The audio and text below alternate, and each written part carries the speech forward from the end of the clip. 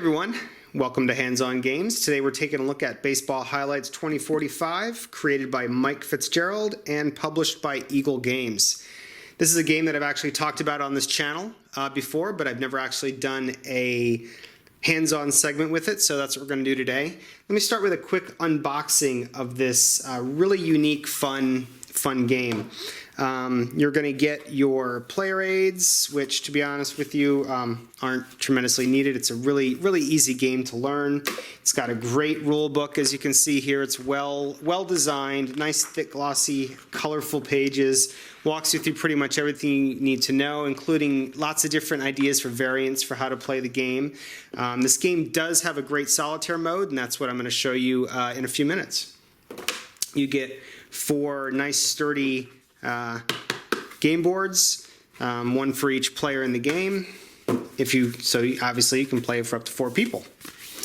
And then you get a bunch of space. You get a nice big box with a bunch of space in it for expansions. What you're looking at here is the base set, these 2 big stacks, as well as 5 expansions that I also bought with the game. In addition, you have all your pawns for base runners. White means slow base runners, blue means average, and red means fast. The base running in the game is really simple. And then you have tokens. Tokens to show you who's home, who's away on the game boards, as well as markers to track the score and how many games have been won by each team. So the game is really cool in that you don't sit down and play one baseball game that takes you 45 minutes to an hour. No, instead it's built around mini games, and that is probably one of my favorite aspects of this game. I'm getting ahead of myself, but just suffice to say that it is very flexible in how much time you want to spend playing the game. You can play like a little mini season of 3 to 5 games to build up your deck. Get rid of your initial rookies and build it up with some cool free agents, or you can speed through that phase of the game and seed your deck with free agents in a much faster way. The goal ultimately, in most cases, is you want to get to a 7-game series that you're going to play against your opponents at the table or against the AI, and basically do a best of 7, but of the same mini games. It's a really neat concept and really well thought out and presented. So let's take a look at these cards. The cards are exceptional. It's probably hard to tell. I'm hoping the light gives you some idea, but these are those kind of cards with that very satiny material feel, like a good set of bicycle playing cards. Really well done. I am not a sleever, so for those of you that are bothered by the fact that I'm shuffling through these cards and they're unsleeved, sorry, I just don't do that. But what you're going to get, this first big stack, this is not an expansion, this is what comes with the game. You're going to get a set of 4 base teams. If you're familiar with deck builders, you always start out with a base set, a low-powered set of cards, and you're going to get a set for Boston. You'll see cards that say rookie or veteran. And of those cards, by the way, you'll notice we have cyborgs, we have robots, and we have naturals. Naturals are humans, cyborgs obviously are half and half, and robots are machines. In the future, as we look at the teams from Boston, San Francisco, New York, and Los Angeles, in the future, not only have they shortened the length of baseball games to only 6 innings, but they've introduced cyborgs and robots to make it more interesting. Now, the free agents are really what make this game pop. You'll notice that the free agents come from many different cities, not just the 4 that come with the base set. So as I'm looking through these cards, you'll notice that. And also notice the names. You've got Nolan Gooden, Juan Spahn, Barry Sosa, Ozzie Fox. Some of the robots have fun names as well. But you'll see a lot of the player names are very obvious nods to great players of the past, and just some fun names for robots as well, like Kong 35. So what's the makeup of a card? Well, let's just take a look at one right here for Nolan Gooden. Again, if you're familiar with deck builders, this is going to be pretty basic stuff, but if you're not, let me see if I can explain this for you. Besides the name of the player and the team that he's from and the team colors, you're going to have this value in red. This is how much it costs to buy this card on the free agent market. And that's something you do at the end of the game. After you're done playing your hand of 6 cards, that's all you play. For each mini game, you're just playing 6 cards. You're going to spend the value in green of the cards that you played, like 2 for him, 2 for him, 1 for him, 2 for him, 1 and 2. You would spend those points and buy a free agent, send one of your old, weaker cards down to the minors, and set your lineup again. So it's really nice. So that's the cost of purchase, and that's how much buying power it has after it's played in a game. Down below is where the engine really takes place for this whole game. You have immediate actions, as well as what I'll term as future actions, for lack of a better term. It's really what kind of hit is this card going to threaten on the next turn. So for example, if I played this card, I'm going to change any of my opponent's hits to walks that he just threatened. So if the previous card played was this double and single, he'll put the 2 pawns at home plate, representing, okay, if you can't do anything against me, I'm going to hit a double and single. I play this card, I say, oh no, those just became walks. So this player would then move his tokens and put a man on first and second if the bases were empty, and I would now be threatening a double with this card, and I would put a pawn at home plate representing that possible double. And play continues back and forth. I'll show you that in the gameplay. I know it's kind of confusing unless you see it, so I will show it to you. Most importantly, yeah, these cards are really well done. The artwork's great, very thematic, high quality cards, and a ton of them. So there's lots of replayability here because you're not going to see all of these cards each playthrough, not by a long shot. Oh yeah, so I did buy expansions. The expansions give you more humans, cyborgs, and robots to play with. They're right here, as well as some coaches, which give you special abilities, and a rally cap expansion, which also just more cards, more unique cards to play to put in the free agent deck. But look, lots of room. This is not a game box you need to create a custom insert for. They did a really good job with it. There's plenty of room here for lots of expansions, so I'm hoping they are planning those in the future. That would be great. All right, so that's what it looks like coming out of the box. Let's see how we play a game. Okay, so let's play a game of Baseball Highlights 2045. Actually, what we're going to play is one of the mini games. Again, I mentioned this before. This game is about many mini games over a set period of time. In our case, we're going to play the solo variant. So we're going to go ahead and do one of the mini games that you would play as part of a best of 7 series against the AI. So we've got our game board here set up for us as the player, and the game board over here on the left set up for the AI, represented by the home marker here for New York, and the visitor marker here for us, the player, from Boston. Since I'm not a fan of Boston, San Francisco, LA, or New York, I went ahead and picked Boston as a shout out to my friend Steve Tower back in New England. Hey, Steve.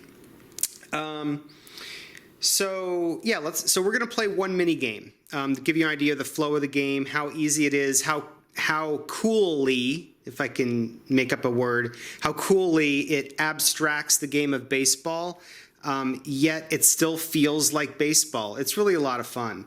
And this game should appeal to people who like deck builder games as well as fans of sports games alike, as well as people who enjoy multiplayer games and those that enjoy playing games solitaire. So what you're looking at here is the normal setup, whether it's solitaire or versus 2 players. The only difference is maybe this board might be turned around facing the other way if you're head up against someone else on the other side of the table. We've got our lineups already generated, 15 cards in your deck, and you're going to deal yourself 6 cards to begin the game. You might be wondering, what are these cards doing under here under minor leagues? Well, when you play the solitaire variant, you can sort of speed up the deck building process by doing some buy rounds before the actual mini games begin. And what's a buy round? A buy round is when you go ahead and start adding some free agents to your deck without even having to play any games. So you deal yourself 6 cards from your deck, you spend the green value of those cards that you deal out to yourself, and you buy cards and you add them to your deck. And you repeat that process a few times depending on the skill level you're playing at. And for each card that you buy, so I bought 4 during my 3 buy rounds. I was able to get 4 free agents. These aren't the free agents. The free agents are in this deck. These are the cards that I had to send down to the minors at the expense of getting these free agents. It's just a way to make sure your deck always stays at 15 cards. And that's okay. These are less powerful than the cards I have in my deck anyway. So no worries. The game is pretty much an I go, you go game, which means I go, then you go, then I go, then you go. It's just back and forth. It can be a little, a little weird at first, and let me show you why. Because when you play a card, not everything on that card happens right away. The next player to go gets a chance to take action against what you just did. So let's go ahead and get started. I'm going to deal myself 6 cards, and this will be my starting hand. Now, as the visiting player, I do have an opportunity to put a card in the on-deck spot. This will allow me at the end of the game, after all 6 cards have played, it's 1 extra card for the visitor to possibly negate the home team's last card. I'm not going to bother showing you that with this playthrough, but just understand that if you're wondering, does the home team have an advantage because they get to go last? No. Per the rules, we can put a card down here on deck and use it as a last resort if needed. So let's take a look at what we've got. We have got a couple veterans. Let's see, we've got 3 veterans. We've got a free agent, Hoyt Negro, and a couple rookies. So looking at our free agent that we got here, Hoyt Negro, he's going to be able to reduce all hits by 1 base. We're going to want to use this if the AI we're playing against maybe hits a home run, triple, double, and we can reduce that by 1 base. And he could possibly earn himself a single. We've got our veteran robot here who could threaten to hit a home run. We've got a natural here who can possibly get a clutch single if there's runners on base and also threaten an extra single. Ooh, this is good. We've got another cancel 1 hit.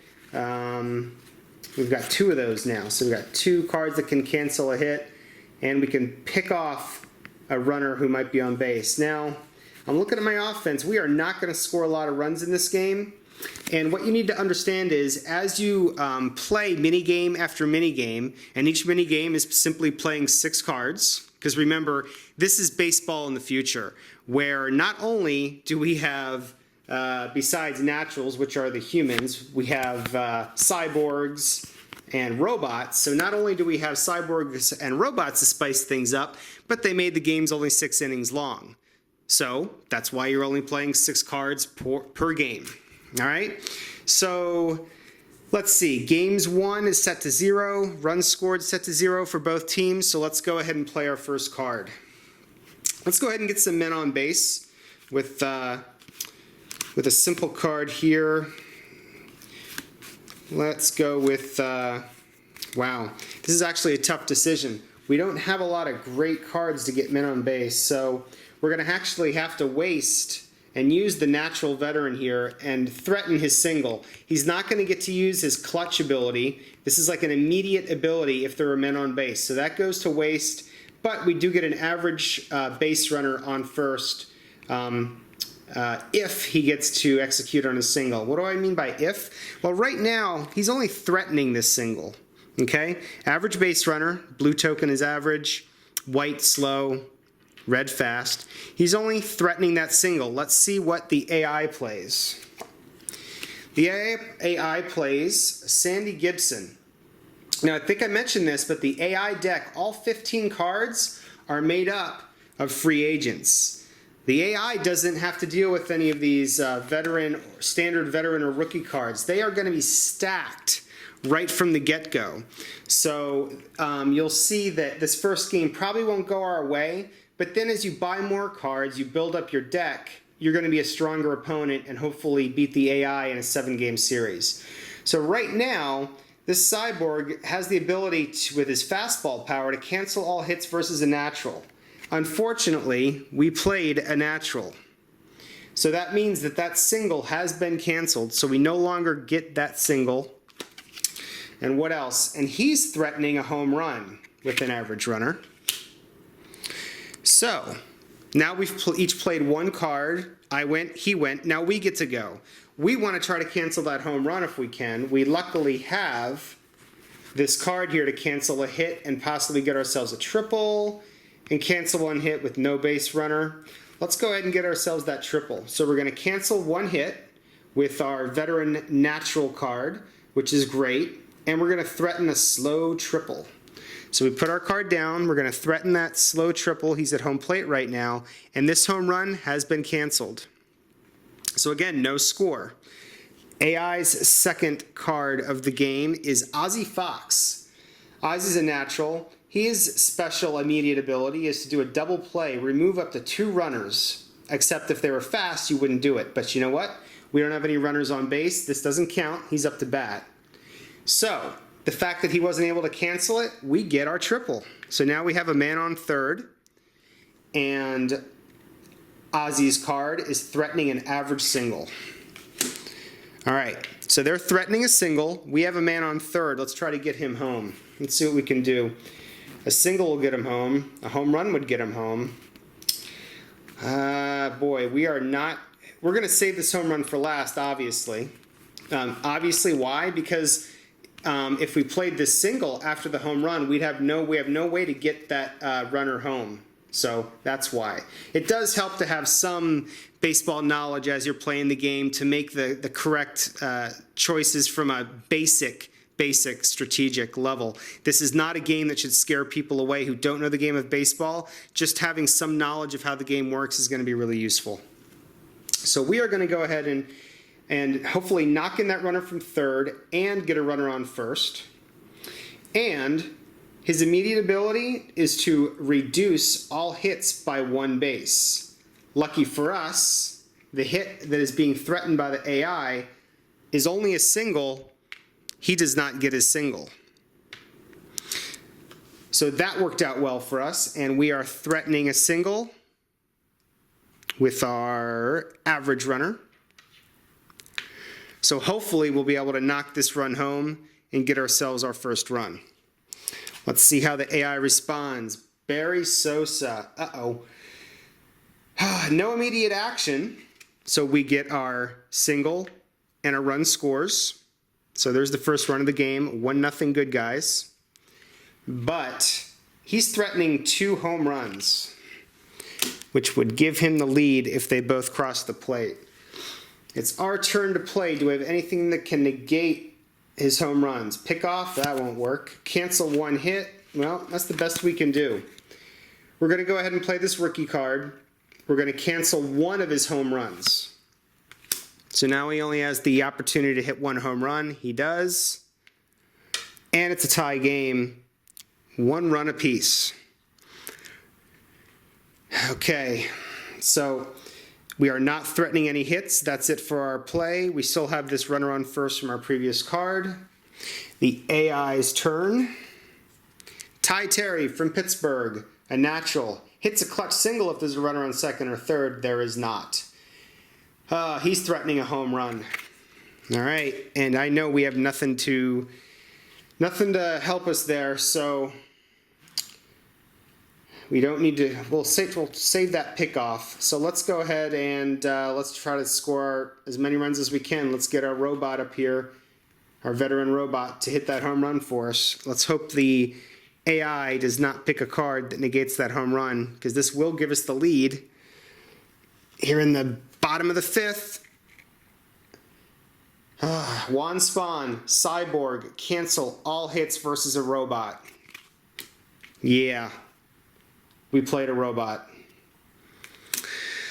All right, our home run has been canceled. That runner is left stranded at first. We forgot to go ahead and give Ty Terry his home run when we played our veteran. Again, you got to kind of keep up with this. So they actually have a 2-1 lead, and they are threatening a double and a single with average runners. So you put that double and single right there. and they've got the 2-1 lead. There is nothing we can do about it. We've got this card that allows us to pick off a base runner, but it's not useful. We play the card, they get their double, and then they get their single. On a single, an average runner on second scores. That is their third run. They get to play their final card of the game. They would have changed all of our hits to walks. We didn't have any hits, so they don't.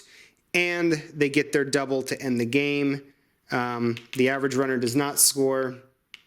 That is the end of the game. The New York AI team, 3. Good guys representing Boston, 1.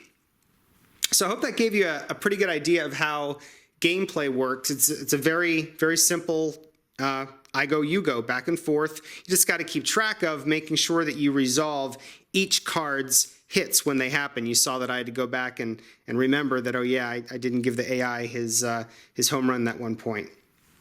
So that's not the end of the game. When the game's over, you pick up your cards that you've played.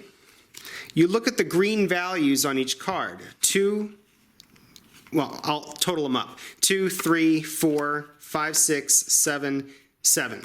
So we have $7 or $7 million or 7 points, however you want to think about it, to spend on free agents.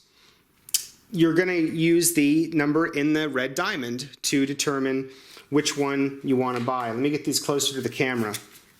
So you've already seen some free agents that I've played and that the AI has played, but I have a choice. I could spend all 7 here on CC Clemens, who's got a fastball to cancel all hits versus a natural and can possibly generate a triple.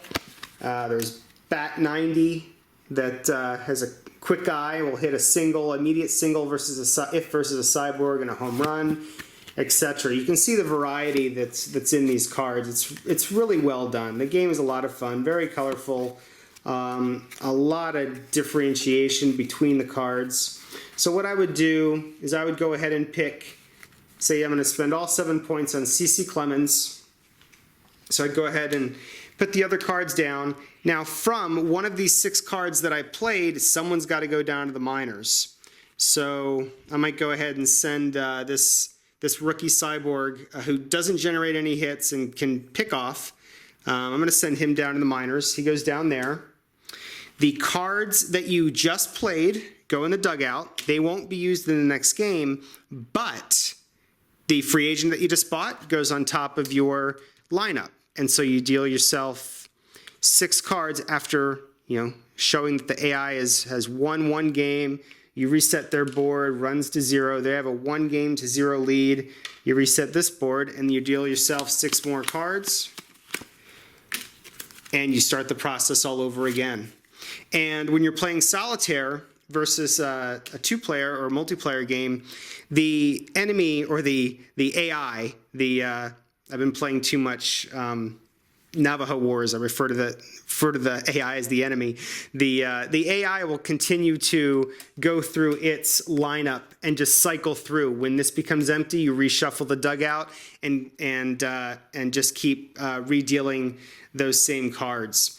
So it's kind of cool. There's a strategy element where you see the cards that the AI is playing, and you can start building your deck to negate their powers, to react to the powers that you know that they'll have in their deck. So from that standpoint, it's kind of a fun solo game. It's a little bit of a puzzle and a lot of fun to play.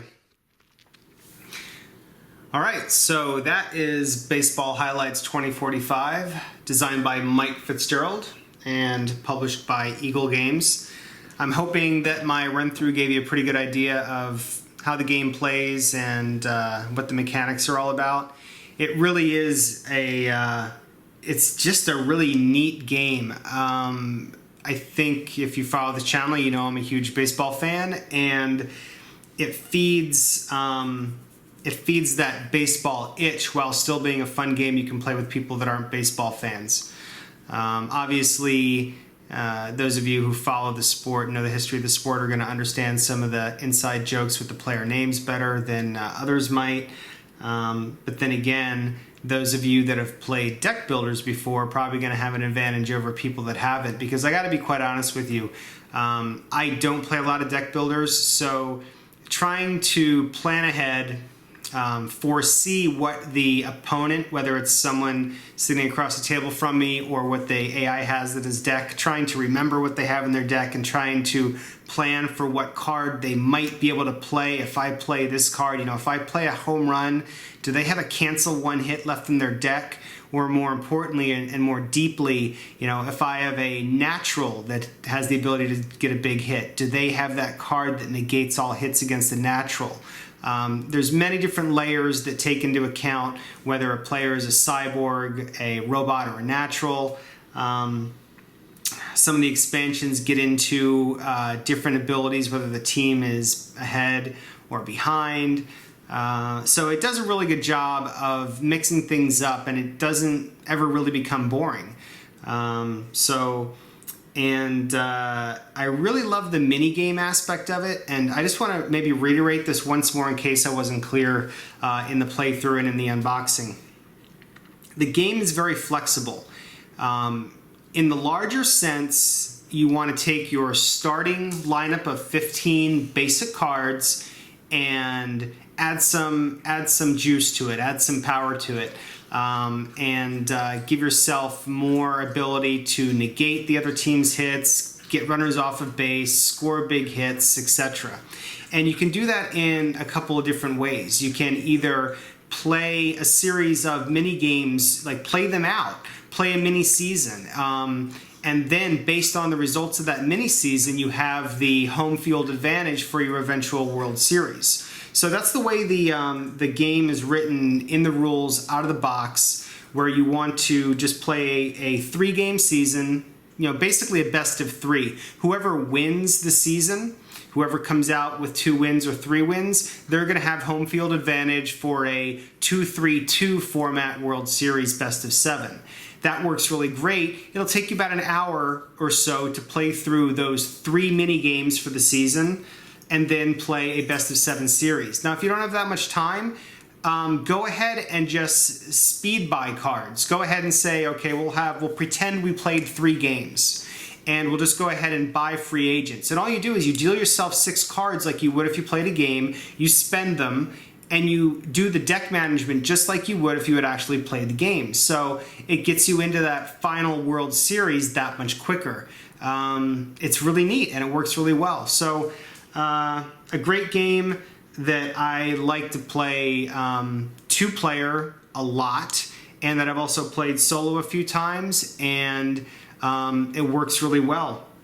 The reason why I haven't played it solo more than 2-player is simply because this gaming channel of mine and my gaming shelf is full of solo games that I'm trying to work my way through. So this is a game that's been pretty much reserved for 2-player play, but eventually, I'll get around to playing it solo again, and it was fun to play it solo for the playthrough today. So that is Baseball Highlights 2045. I hope you guys check it out if you haven't already. Watch some other videos on it. Check out the website.